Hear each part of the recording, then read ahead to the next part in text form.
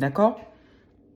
Tite 1, verset 16 déclare « Ils font profession de connaître Dieu, mais ils le renient par leurs œuvres. » Le deuxième signe, c'est que ces chrétiens narcissiques, ils sont très excellents sur la manipulation. Hein. Ce sont des sorciers. Voilà.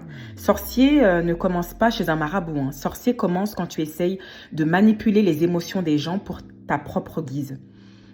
Cela me rappelle un témoignage d'une sœur dans ce ministère qui me dit oui, sœur Olivia, Dieu m'a révélé que tu devais me donner de l'argent pour mon business. Et j'ai dit, oh, tu sais, tu parles pas à une débutante, ok?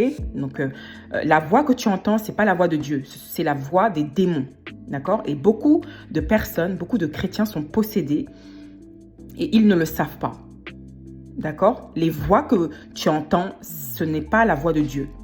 Ce n'est pas la voix du Saint-Esprit parce que Dieu, il dit dans sa parole qu'il ne fait rien sans avertir ses serviteurs. Pourquoi est-ce que tu me... Et quand je lui ai dit ça, elle me dit non, mais tu te souviens pas de ce que cette femme veuve a fait pour le prophète Élie.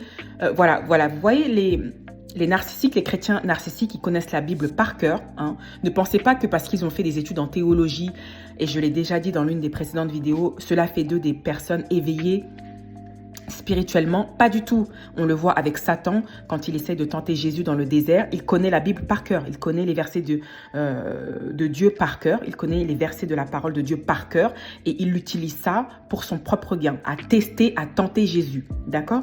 Donc, c'est pour ça que je vous l'ai dit dans le premier point que les chrétiens narcissiques font de parfaits leaders religieux. Ils sont toujours à la quête du pouvoir, de l'argent, etc.